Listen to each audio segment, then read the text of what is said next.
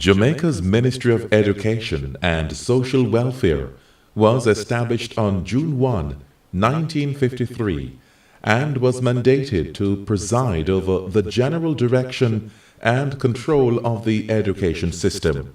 The policy direction was to provide free elementary education from ages 7 to 15 to all comers, and to extend the area in which such education could be made compulsory. The social welfare portfolio of the ministry was the responsibility of the Social Welfare Commission. The Honorable Edwin Allen was appointed Minister of Education and Social Welfare in November 1953 and served in the portfolio for the periods 1953 to 1955, 1956 to 1958, and 1962 to 1972, making him the first Minister of Education of independent Jamaica. The two principal positions of the ministry were the Permanent Secretary, who served as the administrative head, and the Education Advisor, who served as the Chief Advisor to the Minister and the Permanent Secretary.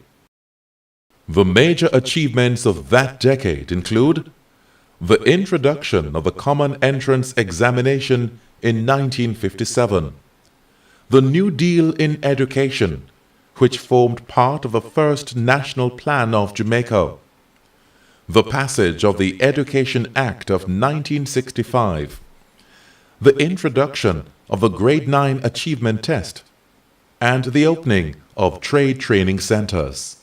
The focus of the 1970s was for education to be the vehicle for the promotion of social and economic empowerment. The education thrust of the 1970s provided the policy guidelines for the new direction in educational development. The general objective of this policy direction was to develop effective educational programs so that young people could serve the needs of their own communities and the nation, and at the same time their own. The crucial role of education in developing human resources for sustained development was declared by then Prime Minister the Honorable Michael Manley. The fundamental strategies for the new education direction relied heavily on in-service education for teachers and curriculum development. Several ministers from the country's two main political parties served in this portfolio during the 1970s.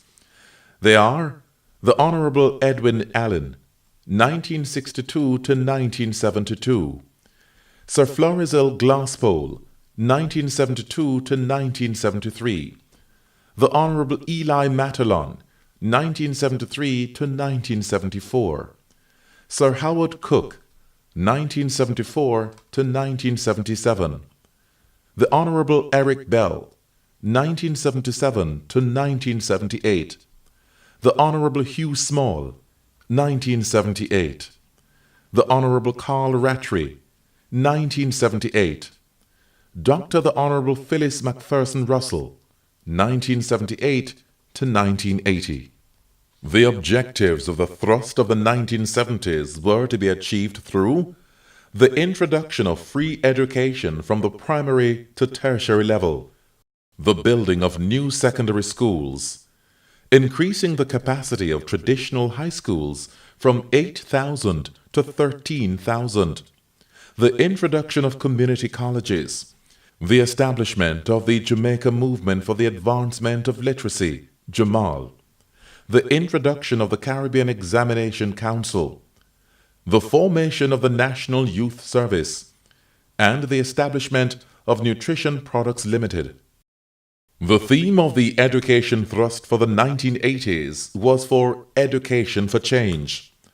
The 5-year education plan, 1978 to 1983, emphasized this thrust. As a young independent nation, Jamaica is striving continuously to create a new society which is distinctly Jamaican. Such a society will foster self-confidence, self-reliance, a community spirit, and national pride, growing from an appreciation of the value of all forms of work and a realization of each individual's personal worth. The main achievements of the 1980s include the introduction of compulsory attendance, the establishment of the Human Employment and Resource Training Heart Trust, upgrading of new secondary schools to high schools, and the introduction of the University Council of Jamaica. The ministers of education who served during the 1980s were Dr. the Honorable Mavis Gilmore, 1980 to 1986, Dr. the Honorable Neville Gallimore, 1986 to 1989, and the Honorable Carlyle Dunkley, 1989 to 1992. For the 1990s, the focus was on lifelong education and training. The Education Sector Plan of Jamaica 5-Year Development Plan 1990 to 1995 outlined among its policy strategies the need to optimize limited resources, including the utilization of public media and other sources, revitalize the system by ensuring adequate human, physical, and financial inputs, provide appropriate educational and training opportunities, including retraining, remediation, and entrepreneurial programs for employment and job creation, as well as the need to provide opportunities for those with special needs. The highlights of the 1990s include the introduction of the National Assessment Program, the introduction of the Grade 6 Achievement Test, upgrading of some all-age schools to primary and junior high schools, the rollout of the reform of secondary education program, the introduction of the secondary schools cost-sharing scheme, and the introduction of the Primary Education Assistance Project, as well as the Primary Education Support Project. The ministers of education who served during this period were the Honorable Carlyle Dunkley, 1989 to 1992, and Ambassador Burchell Whiteman, 1992 to 2002. Since 2000, 2 documents have been providing the foundation for policy direction.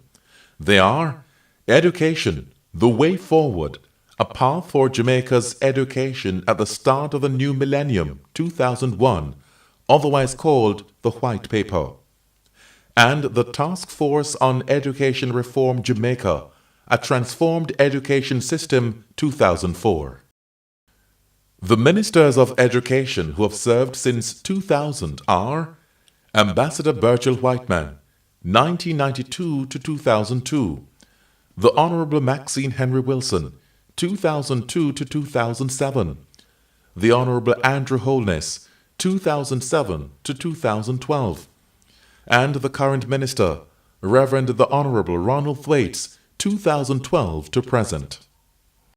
The achievements of the first decade of the 21st century include the passage of the Early Childhood Act and the establishment of the Early Childhood Commission, the implementation of the Jamaica All-Age Schools Project, the New Horizons for Primary Schools Program, the expansion of the School Safety and Security Program, a competence-based transition policy, as well as the introduction of the Jamaica Teaching Council, the National Education Trust, the National Parenting Support Commission, the National Education Inspectorate, and the National College for Educational Leadership. The Ministry's vision is to transform the sector into a customer-centered, performance-oriented education system, producing globally competitive, socially conscious Jamaican citizens. This vision is in support of the National Vision Statement of Vision 2030 Jamaica National Development Plan, which seeks to position Jamaica as the place of choice to live, work, raise families, and do business.